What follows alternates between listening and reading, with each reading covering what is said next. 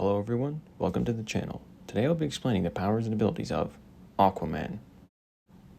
Arthur Curry, King Orin of Atlantis, and founding member of the Justice League.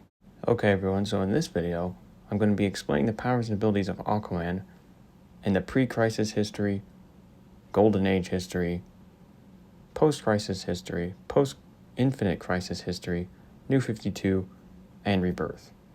Okay, so first we'll start out with the Golden Age history. So Aquaman first appeared in More Fun Comics number 73 in the year 1941. Now when Aquaman first appeared, he was not the king of Atlantis, and he wasn't even an Atlantean. That didn't come till later. I'll explain his original Golden Age origin from Arthur himself in a quote from his very first appearance. "The story must start with my father, a famous undersea explorer. If I spoke his name, you would recognize it. My mother died when I was a baby, and he turned his work of solving the ocean's secrets. His greatest discovery was an ancient city, in the depths where no other diver had ever penetrated. My father believed it was the lost kingdom of Atlantis.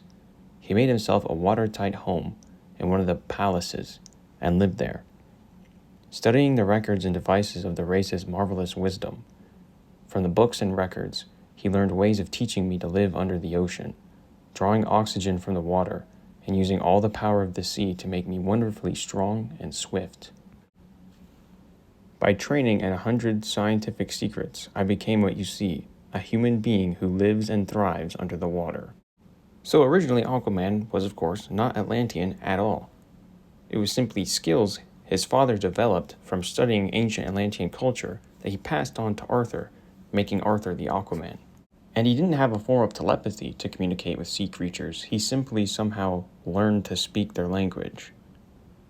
Now this is a pretty cheesy backstory, but that's just what it was. Although I do have to admit, Arthur's father finding a long-dead civilization, which was Atlantis, is a pretty interesting idea. So with all the powers and skills he learned, he would fight Nazis back in World War II. Now as we get into the Silver Age, the 1960s, Aquaman's origin was changed. So were his powers, and other characters were introduced like his sidekick Aqualad. Now at this point in time, they literally straight up just took Prince Namor's origin and gave it to Aquaman, making it that he's a half-human, half-Atlantean hybrid.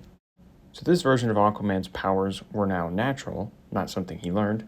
He had the telepathic ability to speak to all sea creatures. He's super strong, super fast, the greatest swimmer in the world, and had a new weakness that he had to come into contact with the water once every hour. And of course, in this version, Atlantis was a civilization that was still thriving, and Aquaman was its king.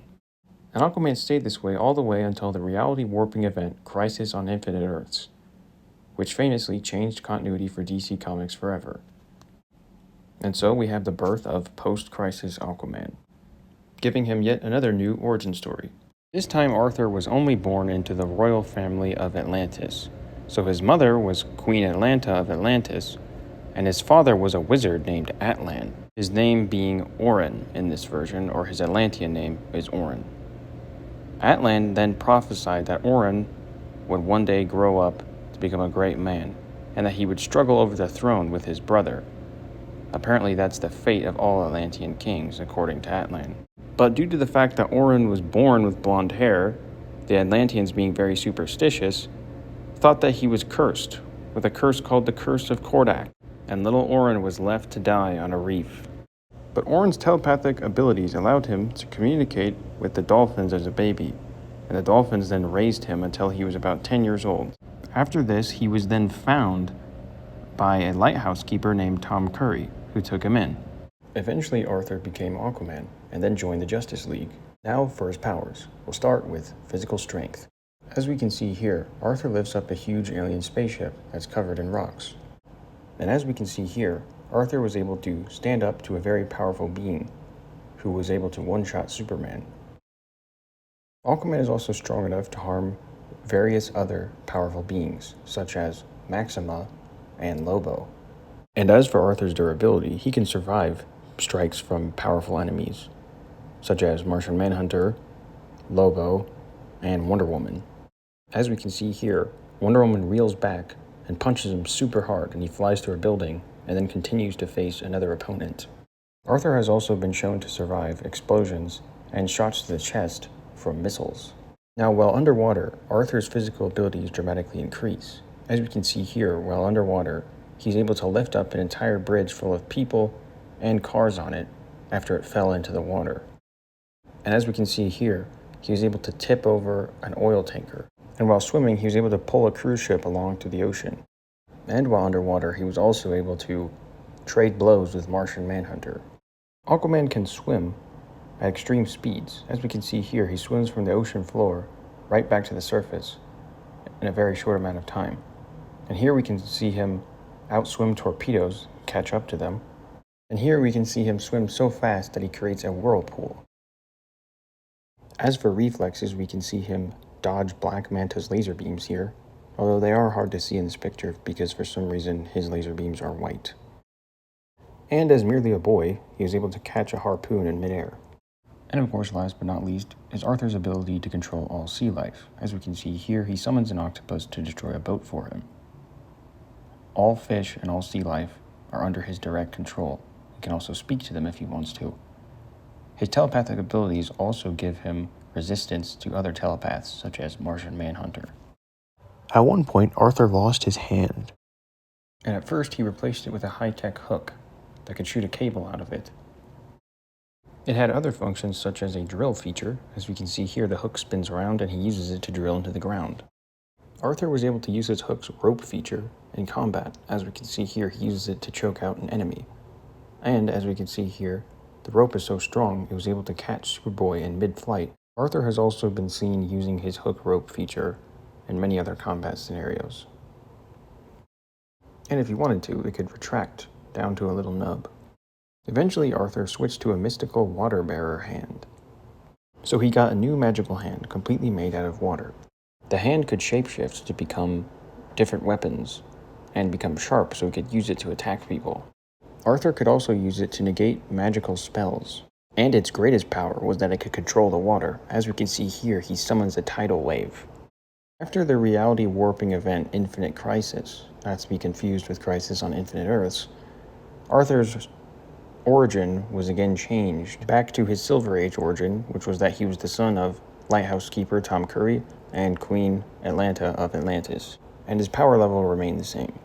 Then after the reality warping event Flashpoint, the New 52 universe was created, and along with it, the New 52 version of Aquaman.